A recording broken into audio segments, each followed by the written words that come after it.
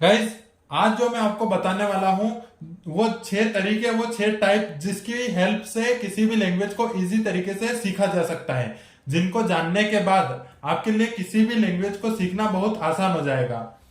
अगर इंग्लिश की बात करें तो वो और भी ज्यादा आसान हो जाएगा गाइज। अगर आप इंग्लिश सीख रहे हैं तो ये वीडियो आप ही के लिए गाइज। चलिए देखते हैं, लेकिन उससे पहले आपको ये जानना होगा कि मॉडल्स को कैसे यूज किया जाता है। अगर आप ये जानते हैं तो आप जो मैं समझाना चाहता हूं उसे बहुत अच्छे से समझ पाएंगे। चलिए गाइज देखते हैं। जैसे कि आप जानते हैं, कैन मीन्स सकता या सकना।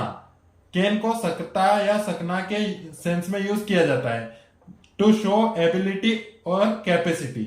मतलब कैन को एबिलिटी या कैपेसिटी दिखाने के लिए, कैपेसिटी शो करने के लिए यूज किया जाता है। जैसे एग्जाम्पल के लिए समझते हैं, मैं 80 किलो वजन उठा सकता हूं। ये हम कैपेसिटी की बात कर रहे हैं। I can lift 80 kg weight, मतलब मैं इससे ज्यादा नहीं उठा सकता, ये मेरी कैपेसिटी है, 80 kg वेट मैं उठा सकता हूं। चलिए नेक्स्ट एग्जांपल लेते हैं। मैं अंग्रेजी बोल सकता हूं। अब हम एबिलिटी की बात कर रहे हैं। Can I can speak English. Okay guys, I can speak English मतलब मैं इंग्लिश बोलने के योग्य हूं। अब नेक्स्ट वाला देखते हैं, कुड। कुड जो है गाइस कैन का पास्ट फॉर्म है। जब हम पास्ट में किस एबिलिटी या कैपेसिटी की बात करते हैं, पास्ट में हम जब हम बात करेंगे कि मैं ये कर सकता था, या है ना, इस सेंस में कर सका, तो एग्जाम्पल के तौर पर समझते हैं, मैं 80 kg वेट उठा सकता था। मतलब ये मेरी कैपेसिटी थी, पहले मैं 80 kg वेट उठा सकता था लेकिन अब नहीं उठा सकता। I could lift 80 kg weight. Okay guys, अब हम एबिलिटी की बात करते हैं। मैं अंग्रेजी बोल सकता था। I could speak English. Okay guys, पहले बोल सकता था, पहले मेरी एबिलिटी थी, मैं उसके योग्य था। ओके गाइस, अब लेते हैं could have. Could have means भी सकता था, पास्ट के फॉर्म में ही इसको यूज किया जाता है। जब किसी मॉडल्स के साथ हैव लग जाता है तो वो पास्ट फॉर्म में चला जाता है गाइस, और उसके साथ वर्ब की थर्ड फॉर्म आती है। एग्जाम्पल के लिए समझते हैं, लेकिन जो कुड हैव है इसे हम पास्ट फॉर्म में यूज करते हैं, लेकिन इसको एबिलिटी और कैपेसिटी शो करने के लिए नहीं यूज करते गाइस। इसको हम यूज करते हैं पॉसिबिलिटी बताने के लिए कि ऐसा हो सकता था लेकिन मैंने नहीं किया। वह पार्टी में आ सकता था लेकिन वह नहीं आया, तो वो पॉसिबिलिटी थी कि वो पार्टी में आ सकता था लेकिन आया नहीं। कुड हैव सकता था टू शो एबिलिटी। ठीक है, तुम पार्टी में आ सकते थे, मतलब पार्टी में आने की पॉसिबिलिटी थी लेकिन वह नहीं आया। ठीक है, you could have come at the party. Okay guys, यहां तक आप समझ चुके हैं। अब चलते हैं नेक्स्ट मॉडल्स की ओर। देखिए गाइस, हमारा अगला मॉडल है विल बी एबल। सकूंगा या पाऊंगा, इसको भी हम एबिलिटी या कह सकते हैं, पॉसिबिलिटी भी कह सकते हैं, क्योंकि फ्यूचर में हमें मालूम नहीं होता है कि वो एक्चुअल में होगा या नहीं होगा, क्योंकि वो एक अनसर्टेनिटी होती है, अनिश्चितता होती है। इसीलिए हम पॉसिबिलिटी के सेंस में इसका यूज करेंगे, सकूंगा या पाऊंगा। एग्जाम्पल के तौर पर समझते हैं, मैं 2 महीने में बहुत अच्छी अंग्रेजी बोल सकूंगा। I will be able to speak very good English in 2 months। Okay guys, अब नेक्स्ट वाला मॉडल लेते हैं, शुड। चाहिए, मतलब जब हम किसी को सलाह देते हैं, सजेस्ट करते हैं कि आपको ऐसा करना चाहिए, तब हम शुड का यूज करते हैं to give suggestion anyone. Okay, आपको अंग्रेजी सीखनी चाहिए, you should learn English. And should का जो पास्ट फॉर्म है वो है should have. Should have guys, जैसा कि मैंने आपको बताया था, किसी भी मॉडल में हैव लग जाता है तो वो पास्ट फॉर्म में चले जाता है और उसके साथ वर्ब की थर्ड फॉर्म आती है। इसका use to show give suggestion, suggestion देने के लिए ही किया जाता है, लेकिन पास्ट में, कि आपको ऐसा करना चाहिए था, आपको उससे मिलना चाहिए था। You should have met her. Meet की थर्ड फॉर्म का यूज किया है गाइस हमने, met. You should met her, you should have met her, आपको उससे मिलना चाहिए था। गाइस, किसी भी लैंग्वेज को 6 टाइप से पढ़ा या सीखा जाता है। वो 6 टाइप अगर आपने जान लिया गाइस, तो जो मैं आपको बताऊंगा गाइस, उसके बाद कोई भी लैंग्वेज को आपके लिए सीखना बहुत ही इजी हो जाएगा। अगर आप इंग्लिश सीख रहे हैं तो आप वो बहुत ही आपको ये चीज हेल्प करेगी और बहुत ही अच्छे से आप इंग्लिश को समझ पाएंगे, इंग्लिश को अच्छे से बोल पाएंगे। गाइस देखिए, फर्स्ट है हमारा प्रेजेंट, और सेकंड है पास्ट, एंड थर्ड है फ्यूचर। ये तो आप सभी जानते हैं कि प्रेजेंट, पास्ट और फ्यूचर क्या होता है। इसके हिसाब से हम इंग्लिश को बोल सकते हैं, और जब हम इंग्लिश सीखते हैं तो इसका हम सबसे ज्यादा यूज करते हैं। ठीक है, इन तीनों का, प्रेजेंट, पास्ट और फ्यूचर। लेकिन अब आता है अनसर्टेनिटी और प्रेशर और कंडीशन। चलिए मैं समझाता हूं आपको। अनसर्टेनिटी का यूज कब किया जाता है? अनसर्टेनिटी का यूज तब किया जाता है जबकि हम अंदाजा लगाकर किसी बात को समझाते हैं कि वह ऐसा कर रहा होगा, कल उसने ऐसा किया होगा, या आने वाले कल में वह ऐसा कर रहा होगा या करेगा। इस सेंस में जब हम प्रेजेंट और फ्यूचर में अंदाजा लगाते हैं तब हम मे और माइट का यूज करते हैं, और जब हम पास्ट में किसी चीज का अंदाजा लगाते हैं तो उसके साथ हम मे, हैव और माइट हैव का यूज करते हैं। जैसा मैंने आपको बताया था कि कोई भी मॉडल्स है जिसको पास्ट में ले जाना तो वो बिना हैव के पास्ट में जा ही नहीं सकता है। ठीक है गाइस, तो मे हैव और माइट हैव पास्ट के लिए हम यूज करते हैं अंदाजा लगाने के लिए। प्रेशर, प्रेशर में जब हम किसी को प्रेशराइज करते हैं कोई काम करने के लिए कि ये आपको करना ही पड़ेगा, आपको इंग्लिश सीखनी ही पड़ेगी अगर आपको अच्छी जॉब पाना है तो। ठीक है, तो जब हम किसी को प्रेशर देकर काम करवाते हैं, प्रेशर देकर काम करवाने के लिए हम मस्ट का यूज करते हैं। अब जब हम प्रेजेंट और फ्यूचर में किसी को प्रेशराइज करते हैं तो उसके लिए हम सिर्फ मस्ट का यूज करते हैं, और जब हम पास्ट में किसी को कि आपको ऐसा करना ही चाहिए था तब हम मस्ट हैव का यूज करते हैं। जब कोई भी चीज पास्ट में जाती है मॉडल से रिलेटेड तो वह गाइज हैव के साथ ही जाती है। जैसे मस्ट हैव पास्ट में चले गया और थर्ड फॉर्म वर्ड की इसमें थर्ड फॉर्म लगेगी जो भी हम सेंटेंस बनाएंगे। ठीक है, अभी मैं आगे आपको समझाऊंगा कैसे आपको सेंटेंस बनाना है, सेंटेंस मेकिंग कैसे करना है। अब देखिए, कंडीशनल जब हम किसी कंडीशन के तौर पर किसी से बात करते हैं कि अगर वह यहां होता तो मैं उसके साथ क्रिकेट खेलता, अगर मेरा भाई आ गया होता अब तक तो मैं हॉस्पिटल चला जाता। ठीक है गाइस, तो कंडीशन, जब हम कंडीशन के सेंस में किसी सेंटेंस का यूज करते हैं तब हम वुड का यूज करते हैं। प्रेजेंट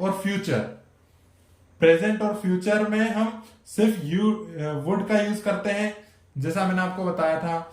और जब हम किसी कंडीशन की बात कर रहे हो कि अगर वह यहां होता तो मैं खेलता, ओके, तो ये प्रेजेंट की बात है। और फ्यूचर में भी हम इसे ऐसे बोल सकते हैं।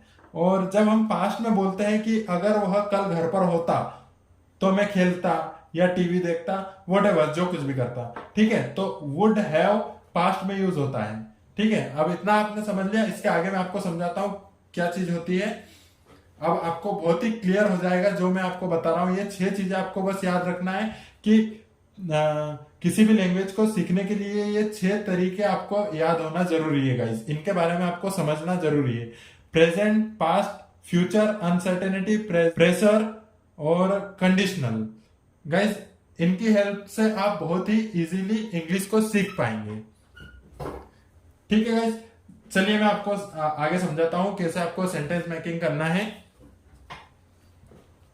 अब अगर मैं कहूं वह कार चला सकता है, he can drive the car. Okay, he can drive the car. अब ये 100% पॉसिबिलिटी की बात हो गई है, 100% possible, 100% possible. He can drive the car, वह कार चला सकता है। अगर हम अंदाजा लगाएं, हमें पता नहीं है उसे कार चलाना आती है या नहीं आती है, अगर हम अंदाजा लगाकर बोल रहे हैं तो कैन की जगह हम मे का यूज करेंगे। ही मे ड्राइव द कार। इसका यूज गाइस हम तब करते हैं जब किसी भी चीज के होने की पॉसिबिलिटी, किसी भी काम के होने की पॉसिबिलिटी 50% होती है। और माइट का यूज तब किया जाता है गाइस जब किसी भी काम के होने की पॉसिबिलिटी 10 to 30% होती है। ठीक है गाइस, वह कार चला सकता है। अब ये जो हमने अनसर्टेनिटी में मतलब अंदाजा लगाते हुए जो दो सेंटेंस बनाए हैं मैं और माइट का यूज करते हुए, गाइस इनको कब यूज करते हैं हम? प्रेजेंट में और फ्यूचर में यूज कर सकते हैं। Present and future. ठीक है गाइस, जैसा कि मैं आपको एक एग्जांपल देता हूं, इसी का एग्जांपल ले लेते हैं। वह कार चला सकता है, मतलब वह फ्यूचर में कार चला सकता है या नहीं, ये हम अंदाजा लगाकर बोल रहे हैं। ही मे ड्राइव द कार, तो इसी सेंटेंस को आप फ्यूचर में भी बोल सकते हैं। देखिए, अगर आपको समझने में मुश्किल हो रही है तो मैं आपको एक चीज बता देता हूं। जैसे अगर हमारी मम्मी हमें दूध लेने के लिए भेजती है दुकान पर, तो वो क्या ऐसा सोचती है कि मैं इसे ऐसा बोलूं कि 50 रुपए का दूध लेकर आओ या 1 लीटर दूध लेकर आओ? बात तो है कि अगर 1 लीटर दूध 50 रुपए का आता है तो आप 50 रुपए का बोलोगे तब भी 1 लीटर आएगा, है ना? तो वैसा ही इंग्लिश में भी होता है। एक ही सेंटेंस को दो तरह से हम बोल सकते हैं, प्रेजेंट में भी बोल सकते हैं और फ्यूचर में भी बोल सकते हैं। ठीक है। और अगर हम पास्ट की बात करें तो पास्ट, जैसा मैंने आपको बताया था कि कैन का पास्ट कुड होता है। ठीक है, कुड के सेंस में हम यूज करते हैं वह कार चला सकता था। अगर मैं पास्ट की बात करूं कि वह कार चला सकता था, तो he could drive the car, ये हम 100% पॉसिबिलिटी की बात कर रहे हैं।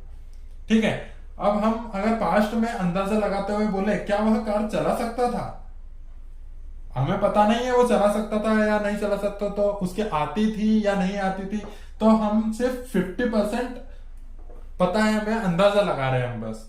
तो 50% जब हम श्योर होते हैं कि शायद वो चला सकता है, he may have drive the car, जब हम 50% श्योर होते हैं कि हाँ वो चला सकता है। और जब किसी भी काम के होने की पॉसिबिलिटी 10 to 30% होती है, तब हम माइट का यूज करते हैं, जैसा मैंने आपको बताया था। और हम जब पास्ट में बना रहे हैं ऐसे, तो माइट के साथ हैव भी लगेगा।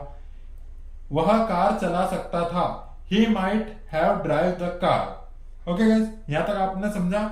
अब हम करते हैं फ्यूचर की बात। अब फ्यूचर, जैसे मैंने आपको बताया था कि वह खुद एक अनसर्टेनिटी है। ये जो माइट है, sorry might might have, may have, ये क्या है? ये सब अनसर्टेनिटी है, अनिश्चितता है, कि निश्चित नहीं है कि ऐसा हो सकता है या नहीं हो सकता है। ठीक है गाइस, तो हमने ये फोर्थ पॉइंट तो समझ लिया है कि अनसर्टेनिटी में हमें कैसे क्वेश्चन मेकिंग, आंसर मेकिंग करना है। ठीक है गाइस, तो अब हम समझते हैं फ्यूचर में अनसर्टेनिटी को हम कैसे यूज कर सकते हैं। तो गाइस, फ्यूचर की अगर हम बात करें तो जैसा मैंने आपको बताया था, ऐसा हम कर तो सकते हैं, लेकिन बहुत ही कम चांसेस होते हैं कि हमें ऐसा यूज करने की जरूरत पड़ती है। क्योंकि जब हम फ्यूचर में किसी टेंस को बोलते हैं ना, तो फ्यूचर में अगर हम फ्यूचर की बात करते हैं तो फ्यूचर में होता क्या है कि फ्यूचर खुद एक अनसर्टेनिटी, हमें पता नहीं होता है कि उसमें जो हम बोल रहे हैं वो पक्का हो ही जाएगा। इसीलिए हम सिंपल सा इसको ऐसे भी यूज कर सकते हैं, जैसा मैंने आपको बताया था, मैं कार चला सकता हूं या चला पाऊंगा, सॉरी मैं कार चला सकूंगा या चला पाऊंगा। फ्यूचर की बात कर रहे हैं, अभी मैं कार चलाना सीख रहा हूं। ठीक है, तो I will be able to drive the car, मतलब मैं फ्यूचर में कार चलाना चला सकूंगा, चला पाऊंगा। ठीक है गाइज, अगर मैं प्रेशर की बात करूं तो प्रेशर में आपको बता देता हूं कि हम कैसे प्रेशर देके किसी को भी काम करने के लिए बोल सकते हैं, किसी को प्रेशर देकर सजेस्ट कर सकते हैं कि आप ऐसा कर सकते थे, या आपको ऐसा करना ही चाहिए था, या आपको ऐसा करना ही चाहिए। ठीक है गाइस, तो आपको उससे बात करना चाहिए, you should talk to her, ये सिंपल वे में हो गया। और अगर हम प्रेशराइज करके बोले कि आपको उससे बात करनी ही चाहिए, you must talk to her. ठीक है guys, you must talk to her, हम ऐसे बोलेंगे। और अगर हम पास्ट की बात करें, पास्ट में किसी को प्रेशराइज करके हम सजेस्ट करते हैं, या किसी काम को करने के लिए हम उसे बोलते हैं कि आपको ऐसा करना ही चाहिए था, तो हम मस्ट के साथ हैव का यूज करेंगे, क्योंकि हम इसे पास्ट में ले जा रहे हैं और वर्ब की थर्ड फॉर्म का यूज करेंगे। ठीक है, जैसे आपको एक सिंपल एग्जांपल देता हूं, आपको उससे बात करनी चाहिए थी। चाहिए थी मीन्स पास्ट में, you should have talked to her, आपको उससे बात करनी चाहिए थी। अब मैं प्रेशर देके बोलूं कि आपको उससे बात करनी ही चाहिए थी, you must have talked to her. अगर हम प्रेशर देकर बोल रहे हैं तो हमें ऐसे बोलना होगा। ठीक है गाइस, अब हम समझते हैं आगे। लास्ट वाला हमारा लास्ट है कंडीशनल।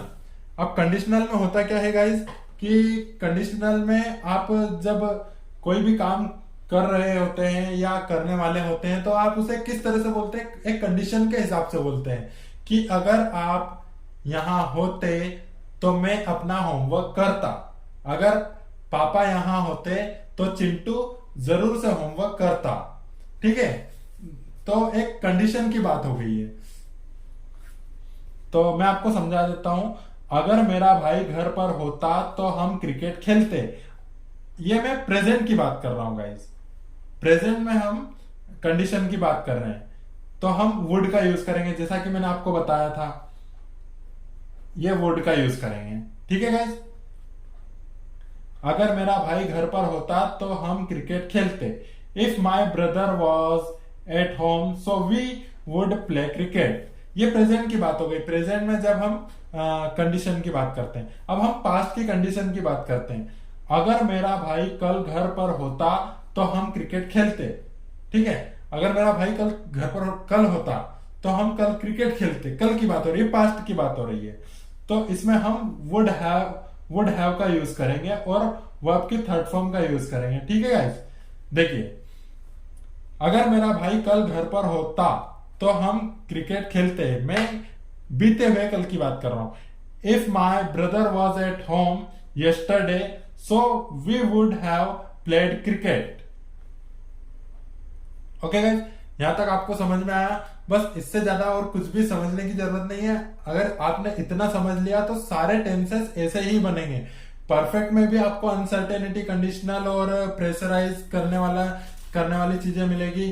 प्रेजेंट सिंपल में, पास्ट सिंपल में, फ्यूचर सिंपल में, और इवन आपको कंटिन्यूस, जो कंटिन्यूस टेंस होते हैं, present continuous, past continuous, future continuous, और present perfect continuous, past perfect continuous, future perfect continuous, इन सभी में आपको इन सभी का यूज करना आना चाहिए गाइस, तभी आप करेक्ट इंग्लिश बोल पाएंगे। ठीक है गाइस, आज के लिए इस वीडियो में बस इतना ही। मिलते हैं जल्द ही नेक्स्ट वीडियो के साथ।